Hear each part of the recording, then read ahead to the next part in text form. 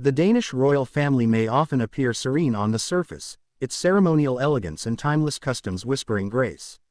Yet, beneath that crown-polished exterior lies a dynasty in transition, one that must adapt as younger royals rise into public consciousness. And now, a significant moment has quietly slipped into view. Count Henrik of Denmark has turned 16.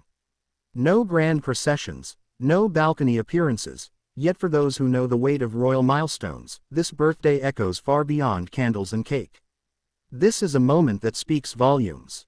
A coming of age that bears the legacy of kings, the burden of change, and the promise of a new generation quietly stepping into Denmark's royal future. Let's journey into the story behind this subtle yet deeply meaningful celebration, and explore why Count Henrik's 16th birthday carries more weight than first meets the eye. Who is this young royal growing up largely away from the Danish public eye? What role will he play in the House of Glucksburg's evolving narrative? And why does his quiet milestone deserve more attention than the fanfare of louder royal affairs? This is not just a birthday. Born on May 4, 2009, in Copenhagen, Count Henrik Carl Joachim Alon of Montpezat is the youngest child of Prince Joachim of Denmark and Princess Marie, and the youngest grandchild of Queen Margrethe II and the late Prince Henrik, from whom he derives his name. Though he was born a prince, Henrik, along with his siblings, was affected by one of the most significant and controversial decisions in recent Danish royal history: Queen Margrethe's decision in 2022 to strip Prince Joachim's 4 children of their princely titles, in favor of more modern noble designations. Henrik became Count of Montpezat overnight. For many Danes, the name, Henrik, is synonymous with heritage. His grandfather, Prince Henrik of Denmark, was a beloved and often polarizing figure, known for his French heritage, outspoken nature, and passionate dedication to the arts. That Henrik's name lives on in his grandson is both symbolic and significant. But for Count Henrik, identity is now shaped as much by absence as it is by lineage. Unlike his royal cousins, Prince Christian, Princess Isabella, and the twins Vincent and Josephine, Henrik has not grown up amid the grandeur of Copenhagen's palaces. Instead, he and his sister Countess Athena have been raised largely in Paris, where their father, Prince Joachim, has served as a military attaché at the Danish embassy. This geographic distance has shaped Count Henrik's identity. Removed from the immediate royal spotlight, he has lived more like an international noble than a European prince. His upbringing has been quieter, more reserved, yet this modesty offers something rare: a deeper, more intimate view into what modern royalty can look like without constant public scrutiny. While some critics argue that living abroad has diminished Henrik's connection to his homeland, others believe it has enriched him. Exposure to French education, multicultural society, and diplomatic circles has given him a worldview broader than most teens his age. He may not ride horses in Amalienborg's royal stables, but he walks the boulevards of Paris with royal blood and quiet poise.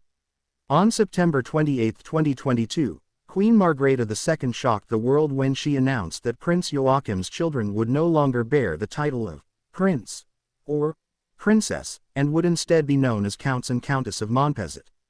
Count Henrik was just 13 at the time. Though young, he was old enough to sense the shift. In a rare and emotional interview, Prince Joachim later revealed that his children felt excluded and mistreated. He described the decision as painful, expressing confusion over the timing and purpose. For Count Henrik, this royal reshuffling occurred during a critical phase of personal development. Puberty, identity formation, and peer dynamics collided with institutional rejection. Imagine being a boy raised as a prince only to be told, almost overnight, that your title was no longer valid in the eyes of the realm. While the Danish royal house insisted the move was designed to free the children from the constraints of royal duty, the reality for Henrik and his siblings was more nuanced. It wasn't freedom, it was exclusion. And yet, in true royal form, Count Henrik has never spoken publicly of the matter.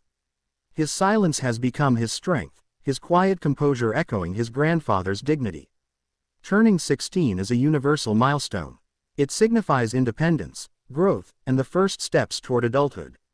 But for a royal, especially one at the edge of the monarchy, 16 also stirs questions of duty, identity, and purpose.